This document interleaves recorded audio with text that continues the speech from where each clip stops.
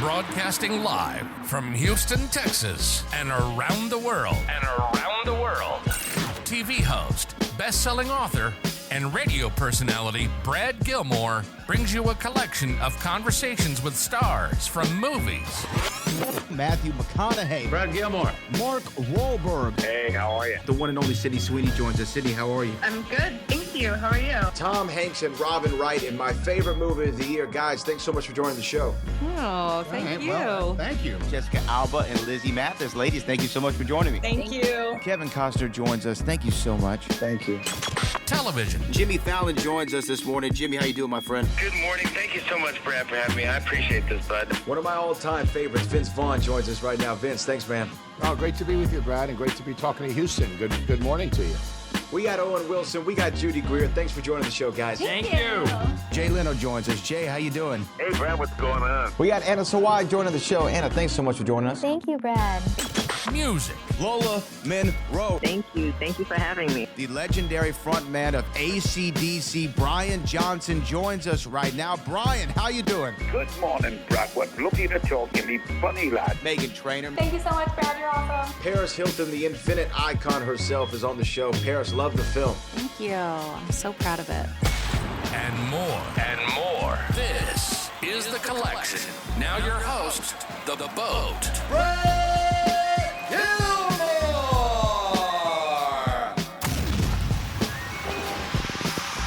My next guest, he's amazing. Yeah, he's all that. If he's not on his grind, then what you call that? He is a Grammy-nominated artist. He's a New York Times best-selling author and an entrepreneur. And he's coming back to Vegas with The Legend of the Snowman, which is going down on May the 1st with tickets pre-sale on 3/20 and public sale for March the 23rd. It's going to be a black tie extravaganza. The one and the only Jay Jenkins joins me this morning. Jeezy, how you doing, sir? How you feeling, man? What y'all say in Texas already? Already. You already know. Already. Yeah, it is. Look, man, congratulations on this and coming back. I know you did it for TM 101 last year, celebrating the anniversary of that and going around the country. Now people are going to be coming to Vegas for this black tie affair. What made you want to do this? I was always the vision. When you think about the greats, Adele, Frank Sinatra, I wanted Jeezy in the culture right in the middle of that, the Snowman. And it's like I wanted to create something that people would travel from all around the world to come experience, because this is not a rap concert. This is an experience. And the difference between the TM 101 20th anniversary show, that was focused clearly on the Thug Motivation 101 album. This is the whole discography, everything I've done, and just that journey. So I invite people to come take a journey with me and let's get motivated. Let's get inspired, Well, what I love is, like you said, elevating hip hop, right? Because, some people might say, like, traditionally, if you go to a rap concert, you're going to have the backing track. You might have your DJ there or what have you. Mm-hmm. This is the largest orchestra ever assembled for a hip hop concert, setting a Guinness Book of World Records in order to do so. Yeah. Like, it's amazing. Yeah. But I'm sure just the vibe completely changes too from your performance, because you're experiencing the records in a different way than you ever have before.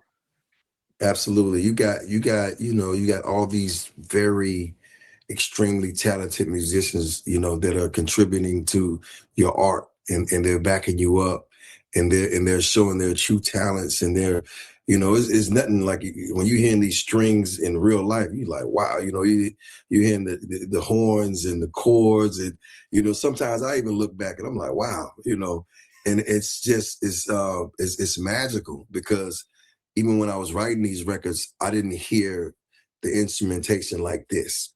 So this is like even elevated as, for me as an artist, when I'm seeing these guys, really put, those violins and, you just got to see it to believe it. Because when you was thinking Thug Motivation, you was not thinking like that.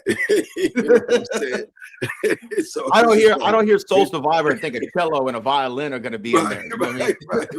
Until you see one, you like, oh man, this is amazing. And I think that even taking the tour on the road last year was an experience, because a lot of the culture had never been to an orchestra before, or an event They had, an orchestra being a part of it. So this is their first experience. And like mine was my first experience when I actually performed with an orchestra. And I automatically knew this is something I got to take on the road, because there's people that will love this experience that don't know how to have it or where to go to see it. But I can only imagine if Tupac would have rolled up with an orchestra, I would have been there. I couldn't wait to hear All Eyes on Me with an orchestra.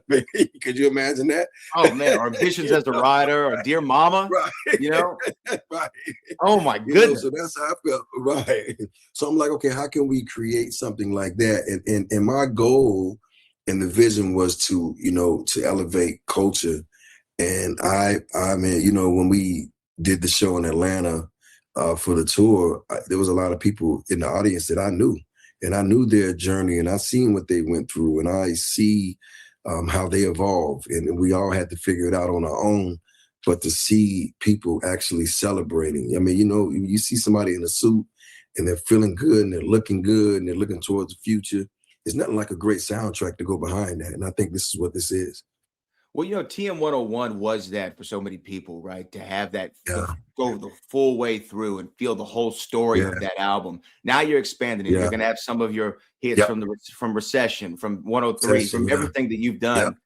Now there's a few records that you have that I feel like if I came, now I don't know if it's in the set list, but if I went to the Jeezy show, there's this particular song that I think would sound beautiful with an orchestra. And it's one of my favorite records that you've ever done. And it's on 103.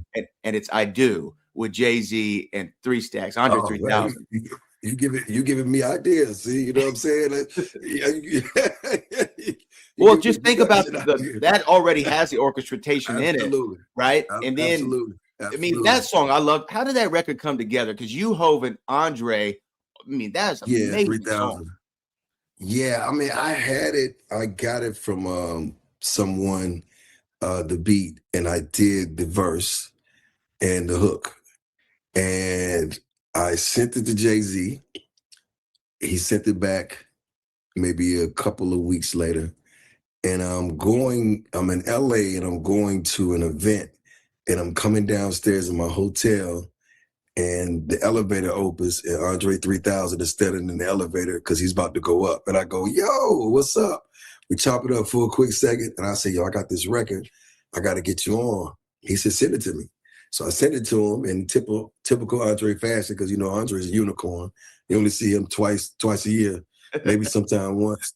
And he sent it to me like 2 months later out of nowhere. He's like, yo, here's the verse. And I heard it, and I put the song together, and I couldn't believe I had both of them on the record.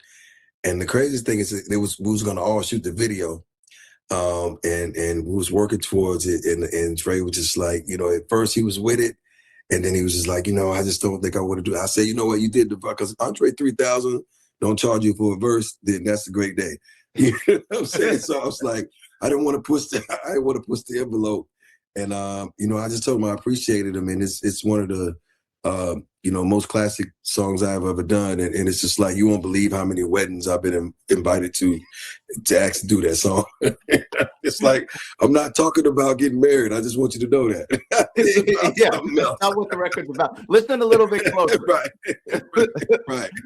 But when you have a song like that, or whatever you're going to do in the set list, whether it be, your big hits, some of the B-sides that you love, or the deep cuts, getting prepared for the show itself, I feel like it would take a little bit of a physical toll, because we know about, in hip hop, I always heard most devs talk about it's the breath control. It's the breath control. You got to have good breath control on stage. What is there like a physical demand of what you have to do on that stage with the orchestra? Well, the interesting thing is, like, I've never stopped working since I was performing in places that didn't even have a stage, and you had to stand on a speaker because there was a hole in the wall, club or venue. So I've been doing this from the mud, and I've never slowed down.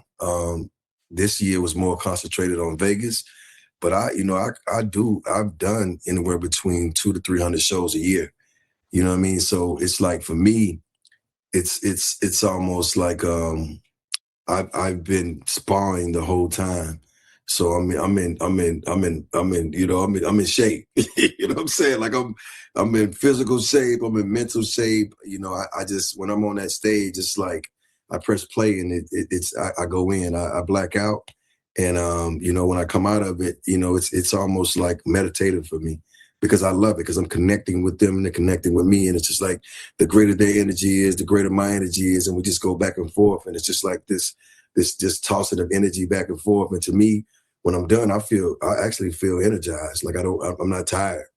You know what I'm saying? It's like, you know, it's crazy.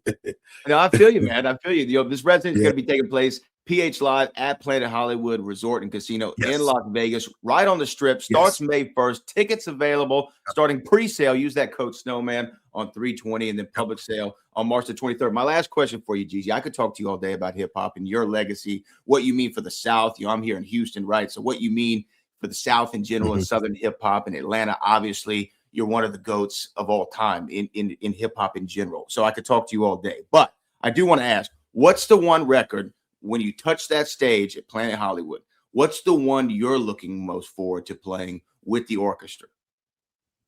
Oh, that's a great question. I loved And Then What last year.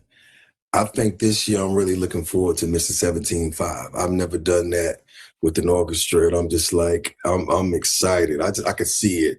You know what I'm saying? That kind of like started the whole thing because I'm just like, when those horns come on, shout out to Don Cannon, but when those horns come on, I might go, you know, I might get it to ref form because I've never done that record live with any type of instrumentation with it. So this is going to be a first time for me as well. Yeah. Oh, man. I cannot wait. I'm gonna have to fly out to Vegas to see it because you got to do it. You got to do it. You got to do it, brother.